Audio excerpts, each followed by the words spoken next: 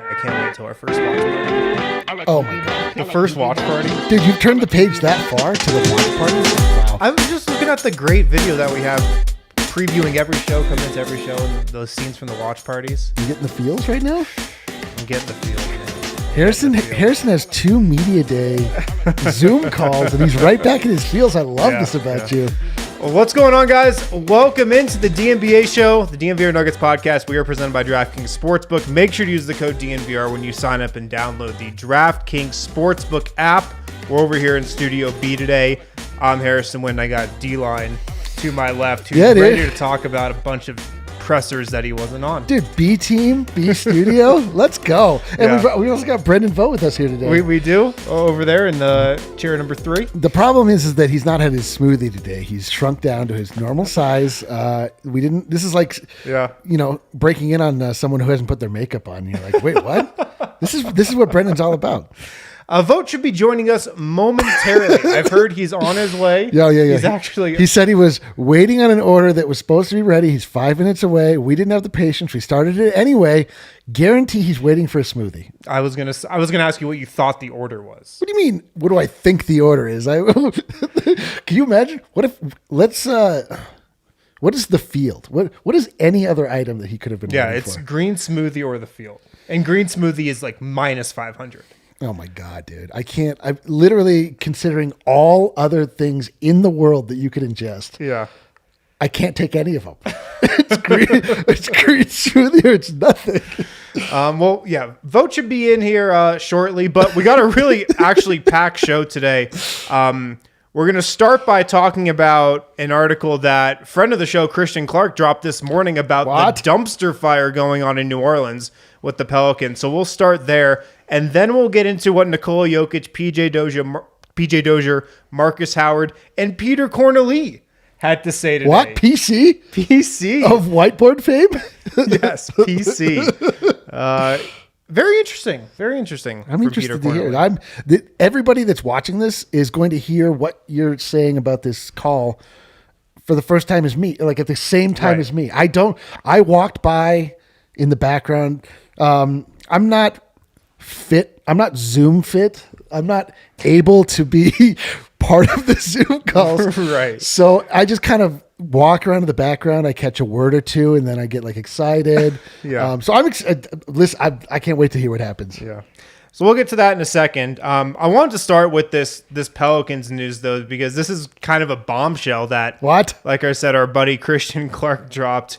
The headline is, David Griffin's 2.5-year run in New Orleans has been turbulent. He's fired 2 head coaches and he's failed to form a solid relationship with his most important player, not Lonzo Ball, Zion Williamson. Oh my God. So there's a lot in here. I would encourage you guys to read it. I would encourage you guys to kind of sink your teeth into it. But there's a couple great details that I wanted to get your take on. Okay, hold on. What is it? Let's see. What is it? Is it the field? Wow. Did you not? You weren't waiting for a green smoothie? I was. Yeah! Oh, it's a coffee cup. The bet was is Vogt waiting for a green smoothie or any other item on earth? Brennan, you're sitting on a gnome. That was sitting in place for the you. Disrespect. Please put it back on the set. Who wore it better? This is going to be terrible karma for the season. If the Nuggets have a bad season, I'm blaming that. Here's the deal. I take half responsibility for this at most. Same way I come to work every day. I put an order in. I pick it up. But guess what? It wasn't done. What do? Do I walk away from my order? Well, Vogt, this is why classic catch-22. You shouldn't be relying on other people. That's the lesson here is that everyone is bad. Life is no good. You're in it for yourself. That's right. And this train doesn't wait for anybody. To answer that question, it was worth the wait. It's a good smoothie. Oh, let's go. Anyway. Yeah. Vogt, we were just getting into the article that Christian dropped this morning on the New Orleans Pelicans. Here's some of the incredible details from it. During the Pelicans' bubble stay, David Griffin asked to meet with Zion Williamson and then played the piano for him. What? Wait, David Griffin played the piano for Zion. Yeah. Right? Wait, were they on a date? I mean, close to it. It seems like it was a one-on-one type deal. I'll tell you what, I'm not playing music for either of you, even just from my Spotify account. Yeah, it's funny. Zeke Naji played the piano for his teammates in the bubble. I remember that. Does he play piano? Does he play basketball? It's a better question. Yeah, but I feel like it's a little different when your president of basketball operations plays it in an attempt to bond and grow closer with you.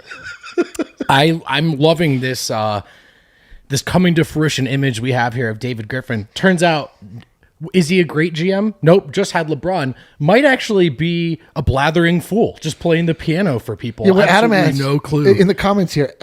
Adam Mayers says, "What song do you think That was going to be my next question. What song do you think he played? Chopsticks?" Just went straight chopsticks, dude. Nobody Heart and Soul. Piano Man from the Heart, Soft belted cross every note. or hot cross buns. Yeah. Jingle Bells. Hey, Zion, check this out. It's like, listen, I've got a whole pitch of why I think you should come to New Orleans, why you should resign, but I'll let the music do the talking. Bum, bum, bum, bum, bum, bum, bum, bum. Black keys only. Yeah. Here's a couple more details. Apparently, Griffin said this to a New Orleans staffer, quote, "I give Alvin all the answers to the test, and he still fails."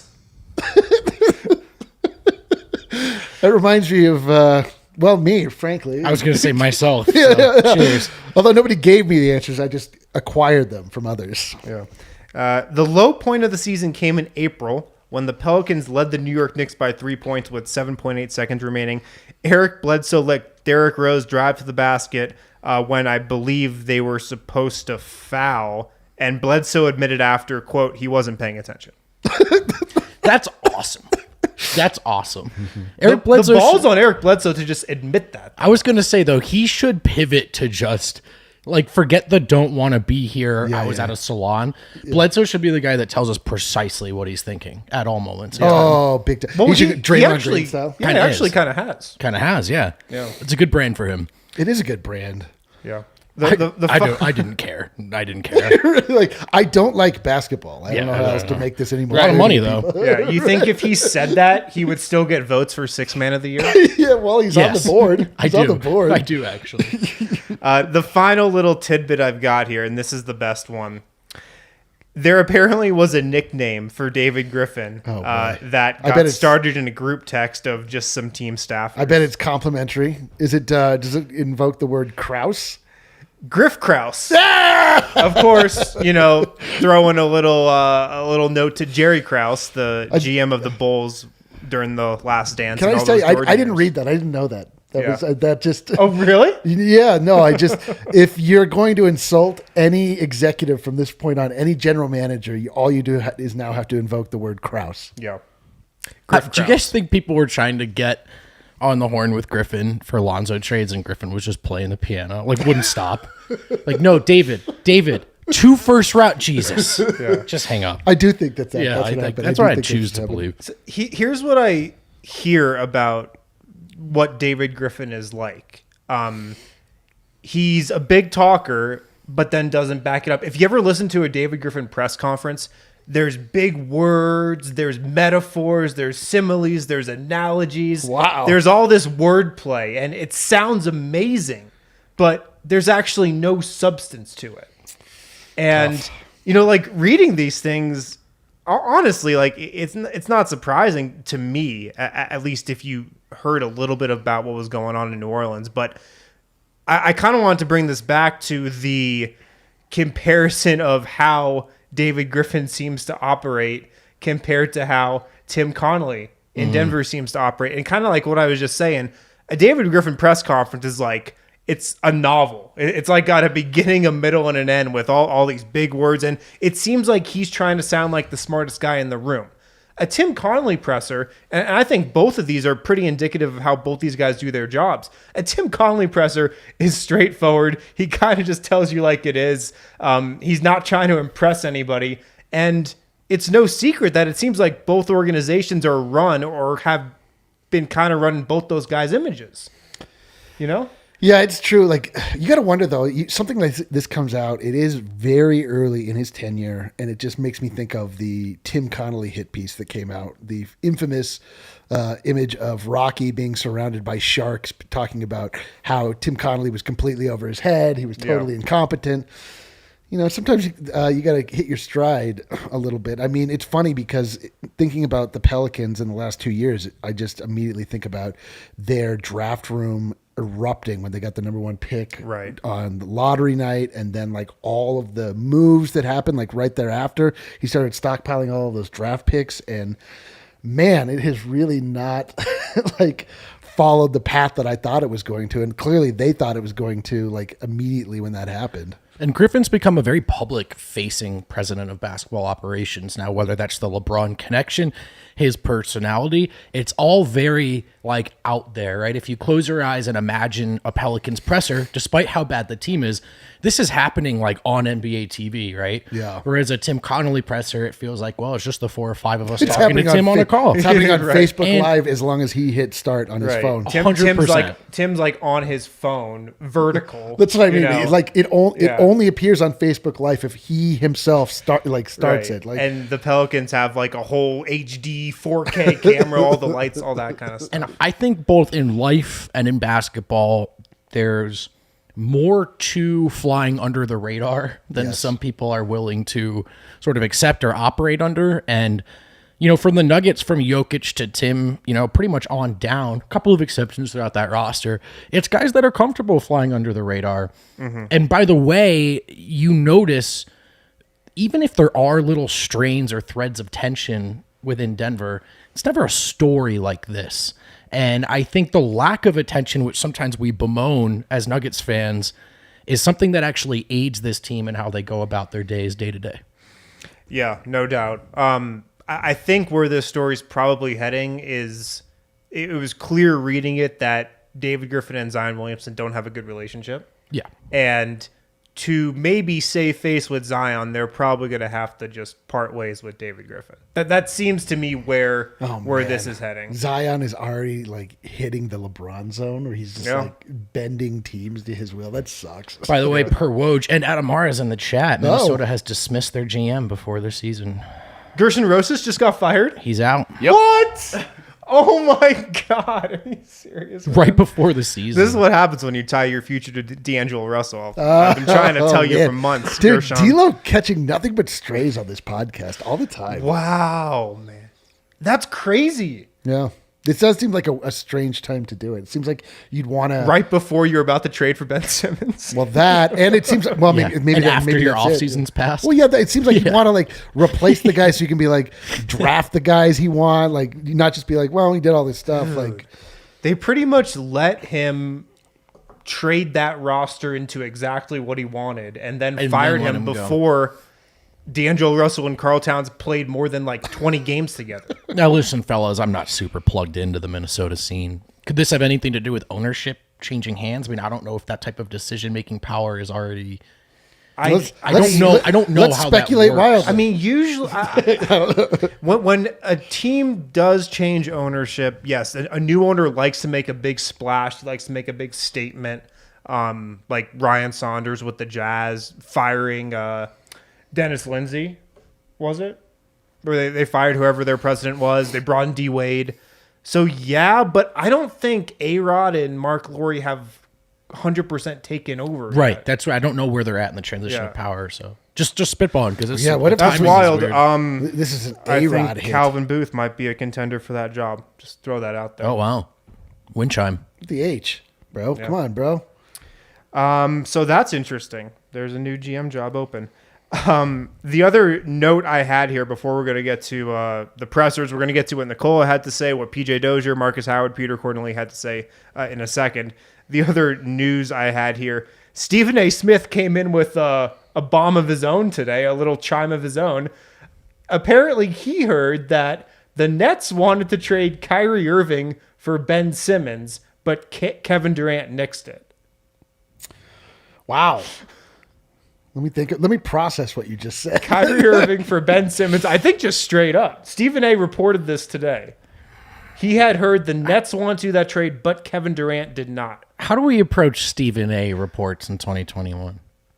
I honestly don't, because we know what he does on TV, and he's the best at it. When he reports, is he reporting with his reporter hat on, or is he look at me in the ESPN studios? You know, he doesn't report this stuff like every day. Right. So I would have to think somebody told him this. Like, it's not he's just reporting this out of thin air. You know, he definitely got tipped off about it at something like this at some point. But what does this mean? Like, is this like somebody had an idea and they like just floated it up, and then later on they were like, we thought about maybe making that swap. We just talked to KD about it. He didn't think it was a good idea. That was the whole thing. Yeah, Probably. They're like, KD nixed it. They're That like, was it. get Stephen A on the phone. Well, I also saw Nick Wright reporting. Oh, dope! I can't wait that to hear this. Kyrie Irving's agents have told the team if they're to trade him, Kyrie will simply retire from basketball. Dope. So again, a couple it. of TV guys Do it. Do it. giving us the big scoop. So we'll see. I'm still just riled up over this Gershon Rosas firing. This is a Glenn Taylor parting gift as he's given up control of the team. I'm gonna check Dane Moore's Twitter timeline. Let's hit a break, a little bit of an early break, but we got a lot more to get to on today's show. We spoke with the MVP of the NBA today, Nikola Jokic. We spoke with some other guys. So we'll get to that on the other side. Do you want me to take this? No, I got it. I think I got sure? it. Well, I got to make up for those first 5 minutes. I think I did give you guys an opening bit, so you're welcome. Yeah, it's good. Yeah. We quickly pivot. We knew that you weren't going to make it. We talked briefly about waiting, and then we decided this train waits for no man. That's right. And then we immediately got the bit Unless of it's putting yesterday. a little gnome in your spot Great and idea. saying that until you drink your smoothies, this is what you look like. I like that. That is true, actually. I do wake up that way in the morning. First sip of kale and apple. Bam. Full size, Brendan. Yeah, it's like the Mario mushroom. You know what is full size? Uh-oh. This better not be a Manscaped It's not a read. Manscaped read. It's the member beers. When you come on down to the DNVR bar on Colfax in New York, by the way, you should be doing that on the weekends. Let me tell you why. Obviously, football season, duh. We're open at 10 a.m., but more specifically on Sundays at 10 a.m., come to the bar, watch the tailgate, and pregame your party bus ride to the actual official DNVR tailgate. This sounds closed pretty loop. rad. This is awesome. I'm going to be there every week. We're doing fan vote. So Bronco style, if you want to be on that, come find me. We'll have some drinks together. We'll laugh it up and I will make fun of you on the internet. Another thing you can enjoy at Breckenridge, at the DNVR bar, is Breckenridge Brewery, the official beer of DNVR. We sell their seltzers. We sell their beer. We got the goodness on tap. You're not sure where else to find it. Might I suggest the Breck Beer Locator? You tell it where you live, what you're looking for. It tells you where to go. How neat is that? The farmhouse is open, socially distanced, beautifully set up for outside dining. You can still order curbside pickup as well from 12 to 8 p.m. Hey, if you're thinking about the curbside pickup, make sure you use code DNVR to save $5 when you call 303-803-1380 from 12 to 8 p.m. Breckenridge Brewery, it's damn good beer and damn good seltzers as well. Eric? What? Don't worry. It is Wednesday, which means Oh, God. It's hump day. Guess what day it is? autumn is in the air. Uh-huh. The pumpkins are in the patch. Sure. Oh, And our friends at Manscaped are here to make Let's sure you don't go. carve your pants pumpkins when you're grooming, if you know what I'm saying. I actually don't, but this is about testicle shaving. Make sure you're keeping things fresh this fall with the leaders in male grooming and their brand new 4th generation performance package. Boys, fellas, get ready for a cuffing season like no other. Are you ready to take the leap into fall with Manscaped? Join the 2 million men worldwide using Manscaped by going to manscaped.com for 20% off plus free shipping. Do they just give that to everyone? No, you got to use code DNVR. You're welcome. Guys, don't neglect this. Men's grooming, it's important. I think the reason a lot of us do, if you do, is because you don't have the right tools for the job. That's what Manscaped for. Check them out. Use code DNVR. Always an adventure. DraftKings pick of the week. I'm taking the Broncos minus 10.5 points against the Jets on Sunday. Sign up for the tailgate. Sign up for the bus to the tailgate as well. Find all that info on the DNVR Twitter page. It's going to be a great time. Pick of the week, yes. Broncos to cover the spread and beat the Jets. or alternatively, take every Cortland Sutton prop. Cortland Sutton looked great last He's back, week. baby. He looked great. He's back. All right, let's get on with it. Welcome back to the DNBA show presented by DraftKings Sportsbook. Use code DNVR when you Sorry, I sign missed up the and first one. download the DraftKings Sportsbook app. Let's cut right to the chase, guys. Nikola Jokic spoke today. First time he's spoke with the media, since coming back to Denver. Vogt, I'll go to you first, man. Do you have a big takeaway from talking to the MVP today? Oh, that felt like old school yoke. I felt like candid, off the cuff, looked preemptively burnt out by everything that's coming his way. But let me, what's the opposite of a preface? I'll follow that up by saying, I no longer really worry about the results of where Jokic is at with his mercurial kind of, where's his head at? Does he feel like doing this?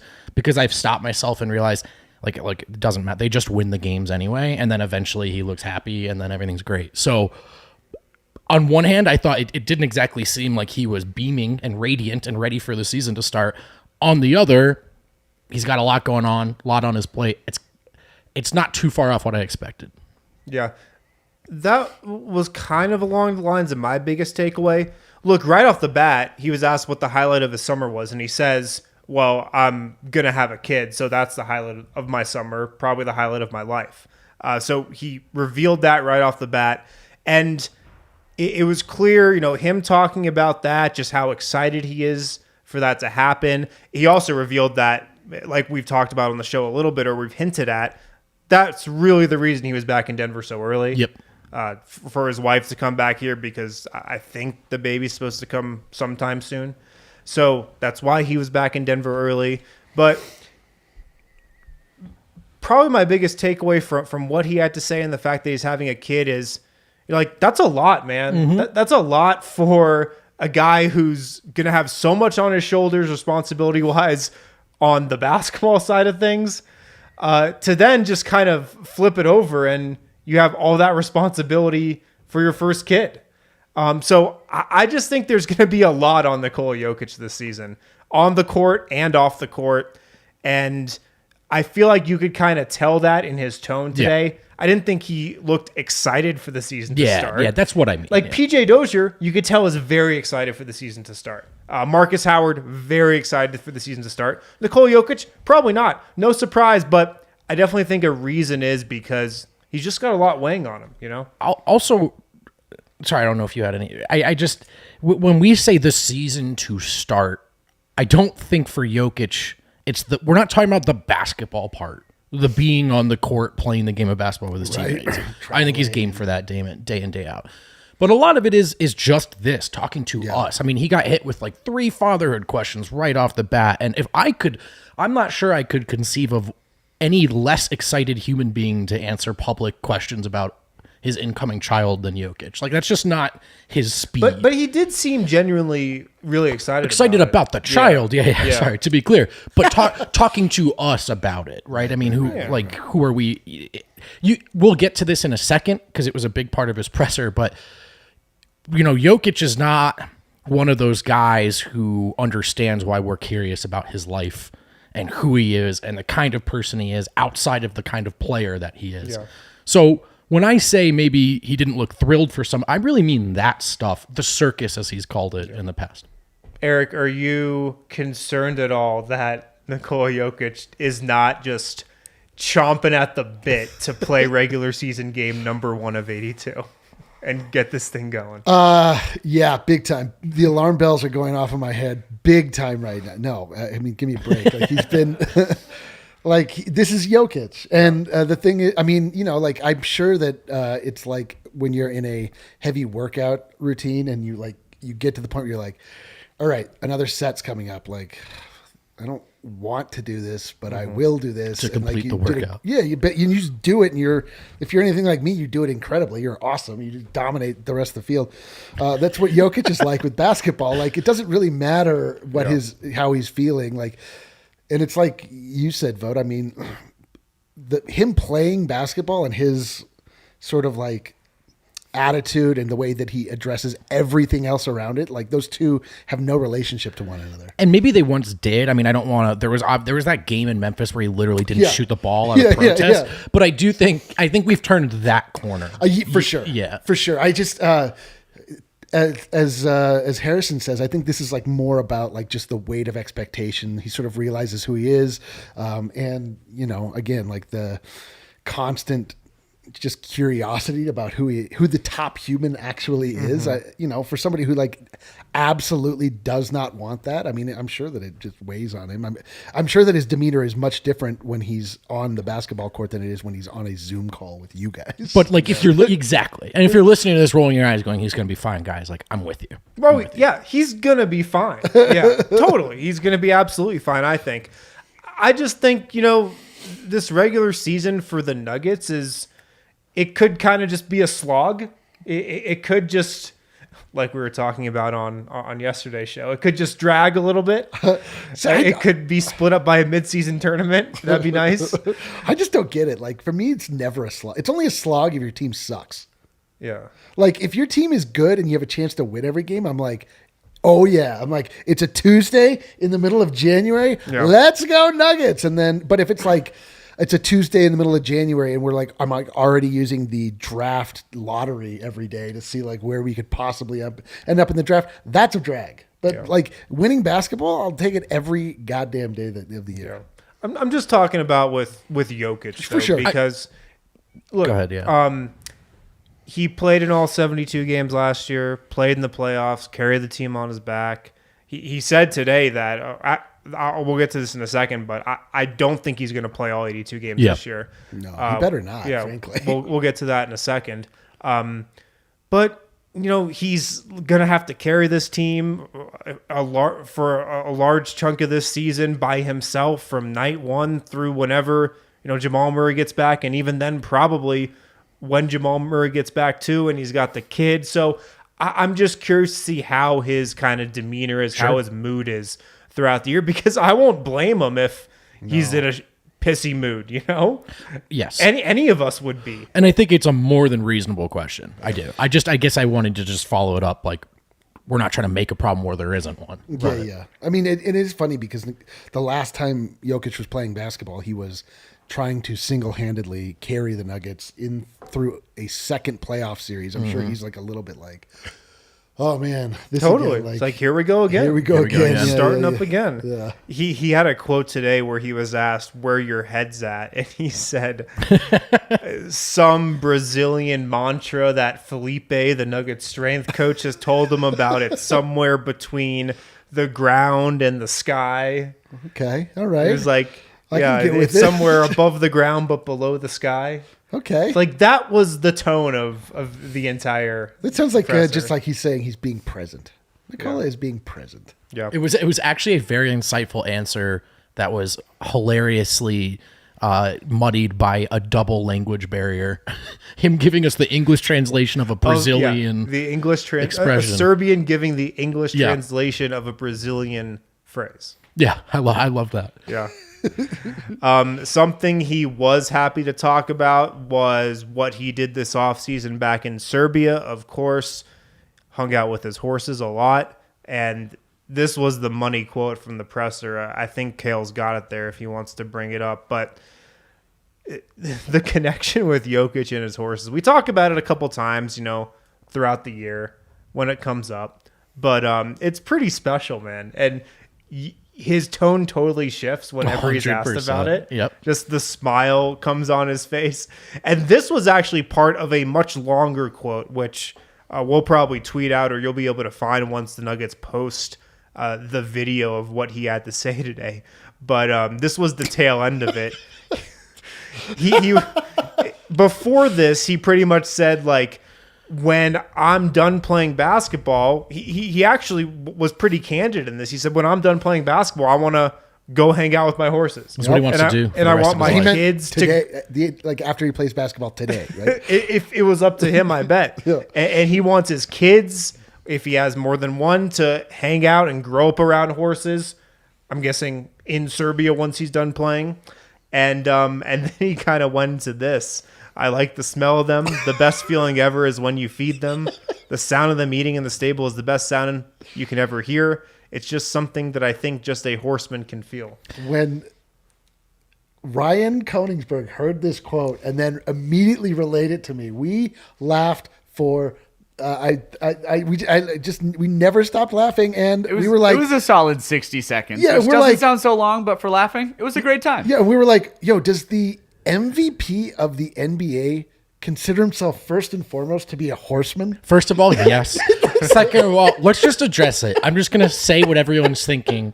Stables, horses, I like the smell of them. Horse shit. We are talking about mounds and mounds of horse shit. And he loves it. And Yoke walks in there and he goes, that's what I'm talking about. I love the smell of horses in the morning.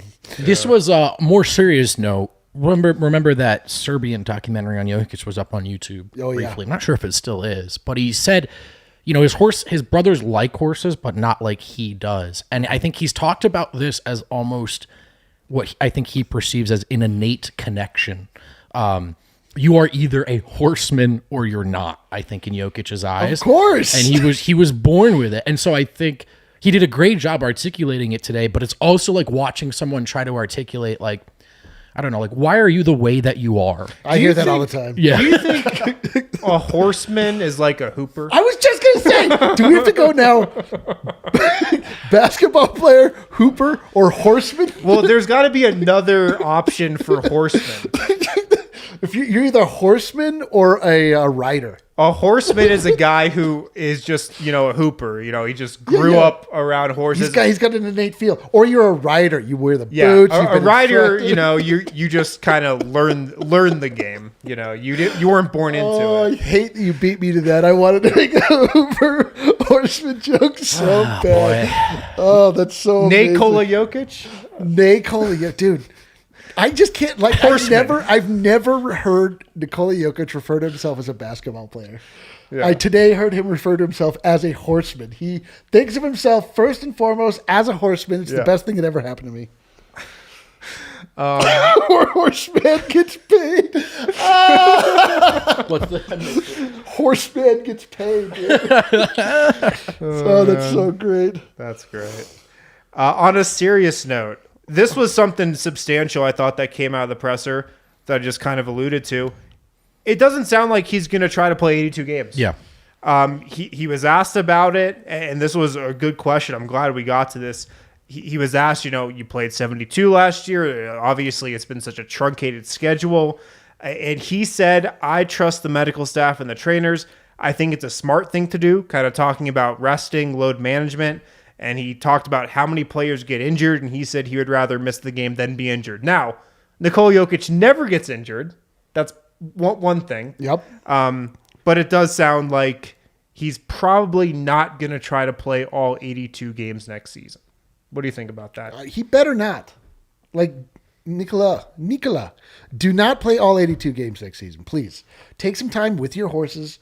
Let's not get to the playoffs where we're like, well, I know that Serbians don't rest, and there's a whole thing about this. But man, even you started to wear down as the playoffs went on. Like, sure. The load. I wore down. You wore down. Vogt wore down. Dude, everybody wore down. We were worn down. So like you've already got the MVP award. Like, just let's think about the next like basketball team step. Let's win a championship. Yeah. He also had. What do you think about him probably not playing 82? I think it's the right call. It sounds like his perspective on this has changed. It was my understanding, based as Malone and he told us, it was really his idea last year. No, I really want to play every game. So he did allude to trusting the medical staff, his group of trainers, the people in his corner. And what was his quote? I'd rather sit one night than miss due to injury. I'd rather miss the game than be injured. So I feel the same way as a fan of the Nuggets. I'd rather he rest one night than be injured. It sounds like he'll be less resistant to it than he seemingly was last year. Yeah, that was my takeaway. Like, yes, this is a good thing. I think it's good that he's not going to try to play every game. If he got, worn out last year, 72-game season with Jamal Murray for most of it, he's definitely going to get worn out this year if he has to play every game without Jamal Murray for a lot of it.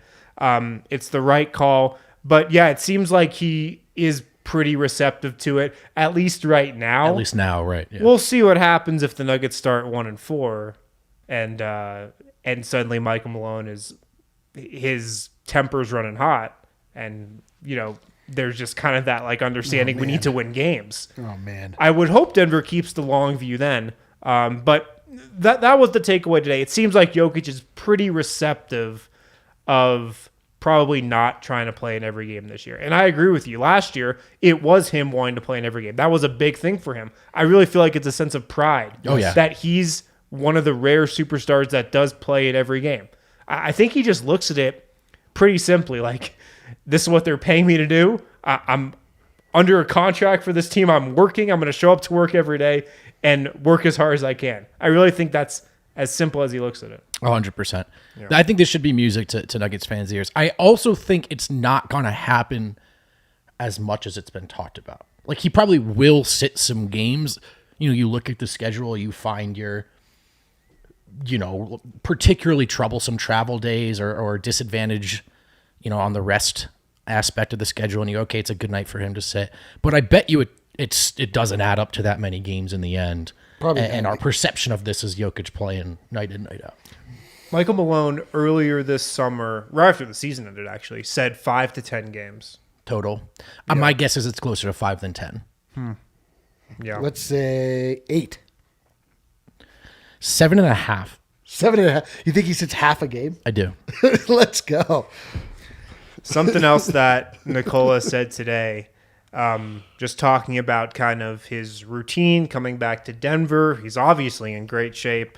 He said, I really like this quote, "I found the recipe and now I'm just sticking to it. It's the same as last year, so hopefully it'll be the same as last year." Love it.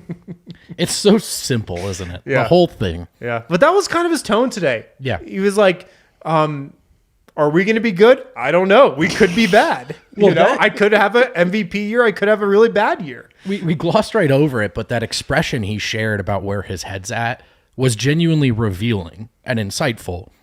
Jokic is a 1 day, 1 hour at a time fella.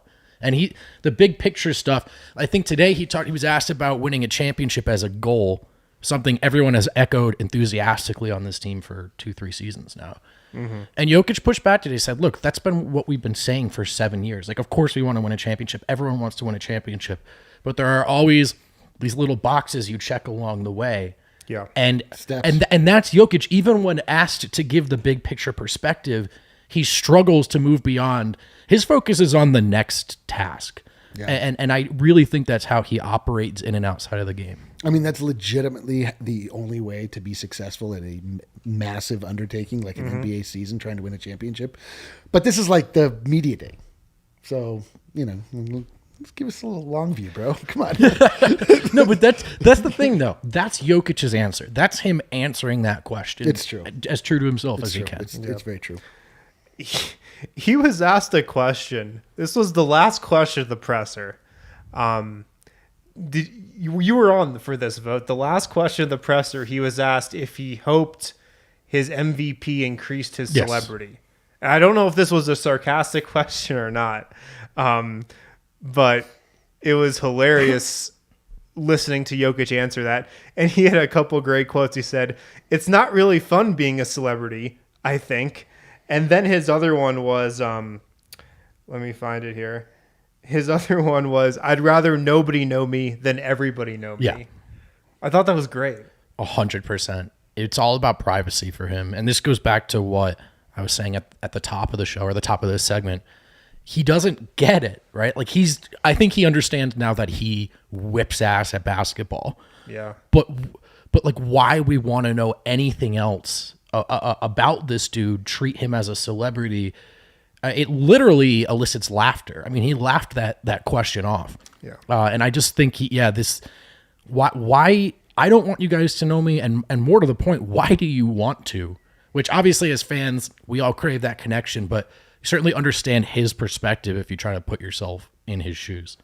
I just got a text that Big shoes, by the way. That Jimmy Butler replied WTF to the...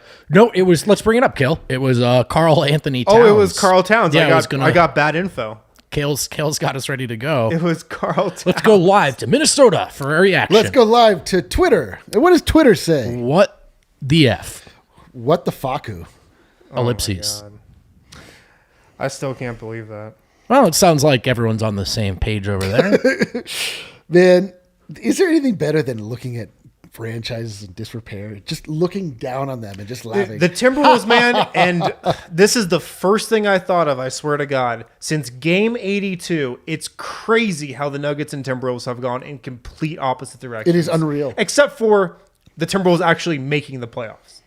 They made the playoffs, yes. And then they went downhill. Well, and this is the Timberwolves will now forever be the classic story, the cautionary tale of what it is to skip steps and to bring in somebody that you think is going to transform your entire franchise, and they don't actually want to be a part of it. Jimmy Butler not only leaves, he emasculates everybody on the squad before he goes. Like he's rumored to be romantically involved with some of their partners, and then he just leaves. The team completely implodes, and then he opens Big Face Coffee, and everything has gone great for Jimmy. But it really is funny, to crazy. All of the times that we've sort of sat through this process of what it is to build an NBA team and what it is to set forth a plan and actually watch it grow and watch it turn into something, and all of the questions you have to field in the middle of that.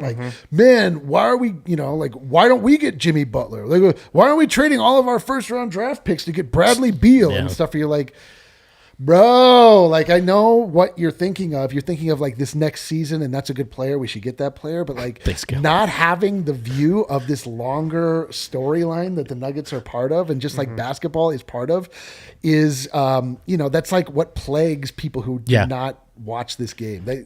I would recall them casuals. I'm curious about the crossover too of folks who bemoan those lack of moves, only to then get mad when they extended the guy they finally did trade for. But you know what I don't need to do is fight with straw men. Kale just reminded me reads were coming up. I needed that reminder. We're gonna hit a break. We got 3 more media Zoom sessions to discuss. PJ Dozier talked today, and the two-way guys, Marcus Howard and Peter Cornely, will tell you what they had to say right after this. Stay tuned. After the break. Vote? Oh, is it my turn? Okay, you guys know about the Colorado XOs. They're now the American Raptors at Infinity Park. Yes, the Colorado rugby team has rebranded again, but this one is here to stay. This rugby club composed of crossover athletes ended their first season at 5-5. We've been telling you guys all about this experiment.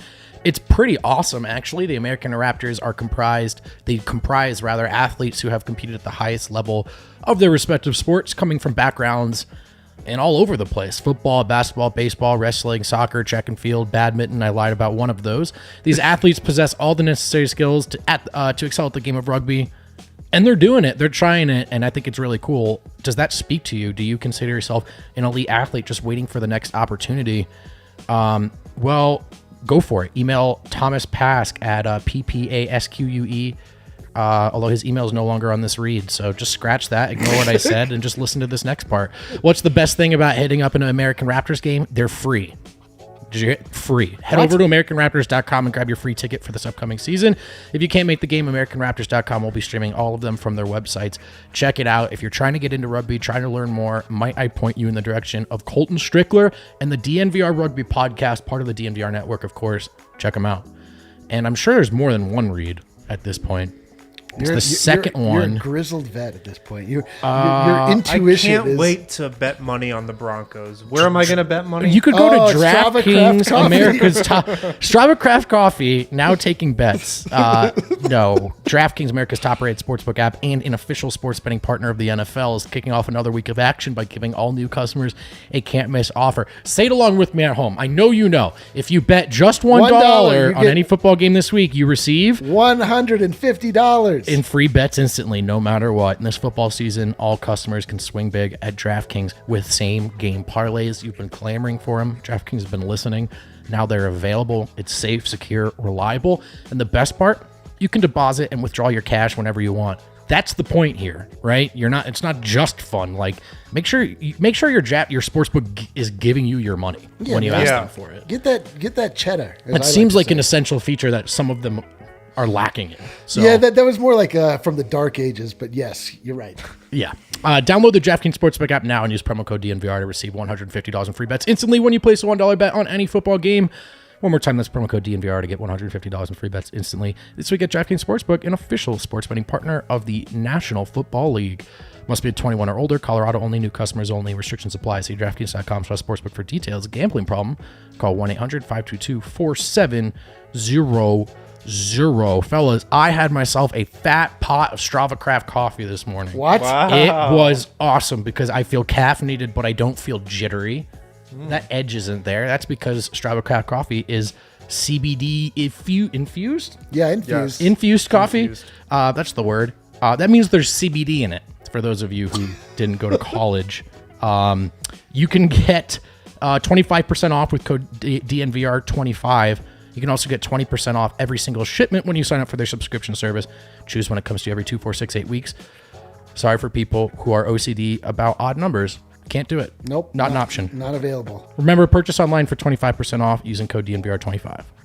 All right, welcome back to the DNBA show presented by DraftKings Sportsbook. Use code DNVR when you download the DraftKings Sportsbook app. PJ Dozier spoke today, guys. I'll get to him next because he's probably, he's going to have the biggest role in the team out of him, Marcus Howard and Peter Cornely, the other two guys who That's spoke debatable, today. but all right. Yeah. The biggest takeaway I had from what PJ Dozier had to say today, he just started playing 5-on-5 again and practicing with contact. Really? PJ Dozier, before he got back into Denver, which has been, over the last couple of weeks when all these guys have gotten back, he had not played a game of 5-on-5, he said, since the Laker game at the end of the regular season when he got hurt. What happened? Was it a calf strain? It was an adductor strain. Adductor. That's right. An adductor strain. Right. There was we had a whole spate. We know all about the adductor strain. here. We know, Denver. yeah. Abductor, adductor, strain. Yes, the adductor is in the upper thigh Oh. region of the leg. Malformed quarter. The inner thigh region of the leg. Oh my! I've got a funny crossover Manscaped adductor story. That's for tomorrow. That's for tomorrow. Yeah. But I don't know, that was surprising to me. I thought, he would have somewhat of a normal offseason or at least a normal month or two before training camp. Oh, but dude, I was thinking he was going to come back into the playoffs. Right. Turns out I was wrong. Yeah, this is a sign that he was nowhere close to coming back. Yeah. Yeah, geez. But that Lakers game was May 3rd. Ooh. So June, July, August, September, pretty much 4 months. Wow. That's terrifying, actually. Yeah. Do you think that it would be like if it was in the season, he would have probably pushed it more? Or like, I wonder if this was just like, I'm going to heal and I'm going to heal. And it is the off season. I think a lot of it was probably that. Yeah. He's not trying to get back for a playoff push or anything. He's going to take as much time as he needs to. Because, look, PJ Dozier knows this. He's in a contract year. Yeah.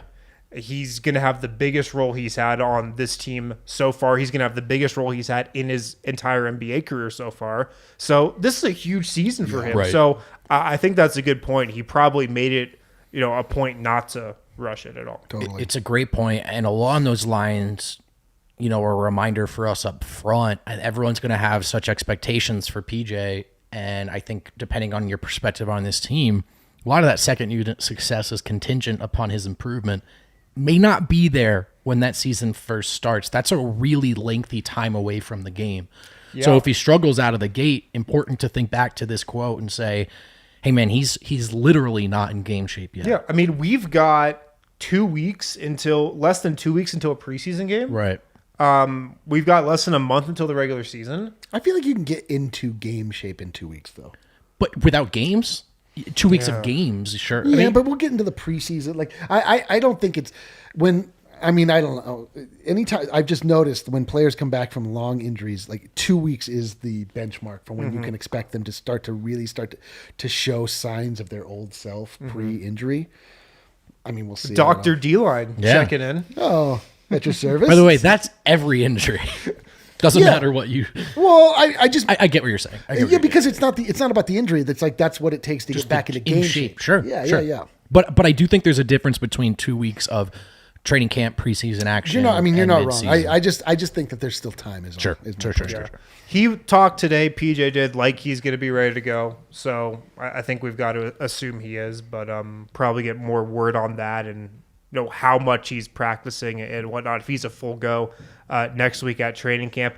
The other interesting thing I thought PJ Dozier said was he was just talking about how it was very notable how Nikola was back early and at Red Rocks and working and in the gym, first one in, last one out. And this just kind of drills home the point that I think Nikola setting the tone like he has this offseason has really rubbed off on his teammates. I think they've really looked at him and said, wow, this guy did everything last season and was the best player in the league, was the MVP, and he's coming in like he's a rookie, just grinding. Like, oh my God. Who said it yesterday? Grinding for that next contract. Bones, right? It's Bones. Yeah, Bones. He's grinding for that next contract. I just feel like it's really rubbed off on these guys. Definitely. Just if we can stop talking for a little while, I just want to go into this day fantasy I'm having about Nikola Jokic becoming even better than he was last year and becoming more committed to basketball and scoring in the 30s. Like, what is he going to do? It's so funny. We talk about his teammates being so excited for this season, and obviously they're all confident in themselves and each other, but a lot of what I hear are the teammates of an MVP, right? Who are, oh, he's back. We see him in the gym. He's ready to go. They're going to feel, as they should, like any night that dude's on the court, they have a chance to win. Totally. Somewhat ironic, Jokic is like, yeah, well, my wife couldn't travel. The offseason was short. I don't know if I want to be here. The last part's a paraphrase. But, and I am joking, but it is, I do think even if he's not necessarily in this rah-rah mood, it's galvanizing the guys all the same. Yeah. Yeah, that's classic Lead by example. Yeah. And me oh my heart is ready to fall in line, Nikola. You just let me know when and where. Did you have any other takeaways from anything PJ said, or do you want to go to Peter and Marcus? Dozier's, I think, been saying some of the same things for about 2-3 seasons. Ready to guard multiple positions, ready to focus on defense, do what this team needs from me. So, yeah, I think the most notable thing is his timeline of recovery. I think Dozier's head is where it's been, He probably recognizes this as a big opportunity. Oh, yeah. I think he really knows that this is his opportunity. Obviously the best opportunity he's had to really showcase his game. And like I said, he's in a contract year, so I think he'll be pushing, to have as good of a year as he can. Marcus Howard and Peter Corneli. PC. Yeah, the two-way guys. Marcus Howard, he had a couple interesting things here. He said he'd be definitely open to playing in the G League. He says he knows the type of player that he is and what he can bring, but he's totally cool with whatever vision the team has for him. He's going to work his butt off wherever he's playing. He said he learned the importance of being ready in the playoffs last year, going up against two elite backcourts in Portland and the Phoenix Suns. He said he learned that, you can never take a play off in those situations, that those habits are built in the regular season. So I really feel like what he went through last year is going to help him going forward. He also noted how Aaron Gordon is making his presence felt in the gym. And another note on Marcus, I was talking to somebody yesterday, and they said two guys in particular have really stood out in these first couple of practices. One was Bones Highland. Another was Marcus Howard. Yep. I've heard Marcus Howard has looked very good early on. He's put on a lot of muscle. He's stronger. I really think a normal offseason has done him well. Remember, when he went undrafted and signed with Denver last summer, he didn't really have an offseason. But I think we're going to see, some more Marcus Howard this year. I've heard he's looked good. That's encouraging. I mean, a real missed opportunity at Summer League. We do a good job, I think, of stopping to acknowledge not the stuff that happens in the superstar tier of NBA players, but the dream coming true, right? The precarious nature of this journey for most of the guys in Marcus's position. And he acknowledged how disappointing it was to miss that Summer League. He could have auditioned for a full-time spot, if not in Denver, elsewhere. So it's true. Although I mean, you're absolutely not wrong, but also Summer League, I know. Looking back turns now, out, can we pull anything from Summer League other than Bones Highland looked is great. Damian Lillard. That's You're one thing we can 100% pull. right. But the point being is that you're talking about a guy that has had almost no opportunities. Any opportunity is a big deal for him. We saw the one thing that he has going for him is that we saw him actually play in the NBA playoffs. For sure. And play well 100%. in the NBA playoffs. 100%. I'm just saying, like, after they drafted Bones, his place back in Denver was on a two-way. You're right. If he goes and he plays well in Summer League, he doesn't necessarily, maybe he has choices. In this circumstance, it didn't seem like he had a ton of choices. And he also talked about being in Denver all summer, which I found noteworthy because, this actual deal didn't go down till a little later. So it sounded like Marcus was prepared, for this reality, given the way things went with his summer. And I'm sure he'll look great in the G League if he gets real minutes in real life. I don't think Oh, he's my going to God. start like the season in the rotation or anything, but I bet he'll get maybe some spot minutes here and there, if injuries, of course, come up or if, it's just that type of game. But yeah, he'll get buckets in the G League. I'm like going to watch it. I'm looking forward to it. We all predicted last year he would score like 100 points in the G League game. Like, we're all very convinced that Marcus Howard, one of the greatest shooters in the history of the NCAA, could translate that skill into a G League game. So yes, Marcus also was talking about who's impressed him in these open runs, and I think he only said one name in particular. He said Aaron Gordon. Really? Is making his presence felt in the gym. That's a direct quote. like Love to hear it. is this like a hair thing or? I was thinking he's just like playing his rap songs on the speakers. He's like, I'm he's here. Like, Aaron's here. Mr. 50 in the house. And then he's like, I'm going to be at the snack bar. Here, you guys play today. No, I bet it means he's dunking the shit out I of bet. people. Yeah, that's actually my exactly first. I got to say, like, getting Aaron Gordon, the thing I've been most disappointed by is his dunking. Yeah. Right. It's been like really underwhelming. It's been like very workmanlike. It's been like not even that consistent. We get like more floaters than dunks out of him. Underrated storyline of the first couple months of this season is Gordon in a different stage of his athleticism. And he's only 25, or was he hurting a little bit last year? don't know. I'm very eager to find out because I know it's all the dirty work. That's why he's here. We think he can do it. I also still want to see him Dude, I want dunk a the 50. life I want out a of game people. time 50. Just like Not destroy a someone. 49. Yeah. I'll take a 49. I don't care. Like, we got straight 30s, 35, 31. Yeah. Like it should, We had D Wade judging these dunks. it should be a thing by the end of the year that Nuggets fans have like 9 out of 10 signs. Oh, and they my hold God, it up every yes. time he dunks. Like semi-ironically, because of course Don't it's give them ideas like that. That's our dude trademark. yeah, that was all right. DNVR did it. The last thing I want to talk about before we get out of here, Peter Corneli. First time we've heard from Peter Corneli in like 4 years. I cannot man. believe I'm really excited about No, Peter. I Corneli. refuse to believe this is a real person after our Greg Whittington. No, No, disaster there's a last difference. Peter's year. real. We've seen Peter. There is a difference. We watched Peter Corneli play in Summer League multiple years, and he was so was soft. awful. He was in the second year, I was like, this is the softest man I've ever seen play basketball. And I've seen me play basketball. And so I'm so curious as to what has happened between now and then. He was drafted alongside Jamal and Juancho and Malik. And since then, he just seemed like it was going to be like another Quincy Miller. These guys that they crop out, another Tyler Lydon, frankly.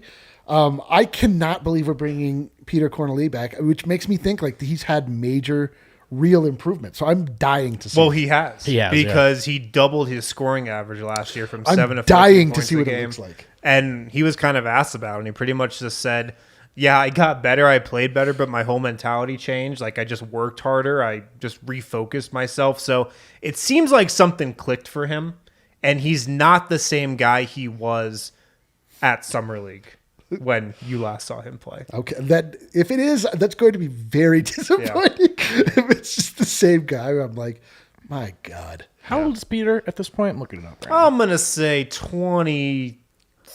I feel like you looked that up this morning. He's 26, so you didn't. You didn't, right? Clearly. Or you forgot after you cheated. I did look it up. But yeah, if you don't know about Peter Corneli, stretch 5, maybe stretch 4 because he's really skinny. He doesn't really have the muscle to play center in the NBA. Has he bulked up? Like, I mean, yes, because he's skinny now, but he was even skinnier. I know back in 2016. he got pushed around by absolutely everybody. Yeah, during the he season. got pushed around by like Jimmer. He's listed at 6'11", 216. So I know that he played on the French national team. Is he now? Should we think of him more as a 3-point specialist kind of player? Is he a Yes, shooter? he's a specialist. Okay. I think if he carves out a role in the NBA, it's going to be as a 3-point shooter. Okay. Pick and pop guy. But I think he'll spend a lot of time in the G League also. I think he'd be open to that. So the Marcus Howard to Peter Corneli pick and pop could be deadly. This is like the most Clipping that. this is the most like Get ready, interesting Grand Rapids. the most interesting development of the offseason to me is the resurrection of Peter Corneli, because you know that Tim Connolly loves love this. scouting international players and like bringing new guys into the fold. Facu, Greg Whittington, not foreign but playing in a foreign place. You know that he always has his eyes on places all throughout the league, or the world. So you got to think like, with all of that delicious candy out there, like Peter had to like really remind him, like if you're thinking about like what is new and what could come next, you don't generally look back to the guy that you had faith in that did not reward it at all. So Hey, are you really into sequels and trilogies? Because Love you're them. big on like Ascension and Resurrection. are you talking about Alien again? Just anything. You're a big fan of the, we just talking the about- second half kind of. Well, these are universal human themes. They've come from places like the Christ. Bible. There he That's is. right. Nice. There he is. Yeah. Peter Corneli. Oh, are looks we like- getting off topic? Yeah, he does. He looks older. He looks like he's definitely seen some stuff. I like it. My other Seen some takeaway stuff. from what he had to say, Peter Corneli, very nice, very polite. Just seems like Oh, a really yeah. good guy. I mean, I feel like you could have guessed that about him as well. I don't like that he's not wearing his glasses though. Hey, I'm going to lobby for it. I think, Peter, if you're listening, He is. and we know you are, once a month, 15-minute bird corner without him in studio. No jokes, no irony. Right. Just Yes. 15 that minutes is, of that is No, notable. not in studio, in field. in field. Oh, in field. You go to the reserve. How neat is that? It's just Adam and Peter sitting in the middle of a wettish I would pay so much marshland area, and each one just waits. They point it out, and then it's the first one to correctly identify, and then bonus points if you can recreate the song. Yes, on Peter Corneli's Instagram, he revealed that he's a bird guy. So, does he have a nickname? It can't be Birdman. No. No, unfortunately. Kingfisher. He's Kingfisher. Ooh, the Kingfisher. Guess the birdie posted. That's what someone on Twitter told me to go with Kingfisher. I love it. The first bird. Yeah. The first bird. Yeah. Kingfisher. Kingfisher. I like it. Excited to see what he can do in Grand Rapids. I this cannot year. wait for the Kingfisher to hit the rapids. I like how Peter Corneli is your biggest storyline of the offseason. Well, he was a Greg Whittington guy last year. So. I just to me it's like so like intriguing because it's just so, I just did it, of all of the scenarios Yeah. that I could have imagined to unfold between this offseason. We're like worried about Jamal, who are we gonna do? Peter Corneli, the guy that we drafted years ago, has made a Jacob. surprise reemergence. Yeah. I'm ready for it. All right. How I'm neat is ready that? to. By the way, guys, I know I was late, but we went like 4 minutes over. Yo, so Jacob. you got a full hour of me anyway. You see what Jacob? He's got a super chat. Dem ankles. Ooh, thanks, Jacob. Dude, Jacob's feeling you, baby. he's feeling it. Got a lot of ankles out today. All right, we got to get out of here. Kale's gonna punch me in the face after this show. Thanks for listening, guys. Smash the like button if you can. Go We'll be back Timberwolves. tomorrow with Timberwolves. another show recapping more Zoom conferences. Let's go. Talk to you then.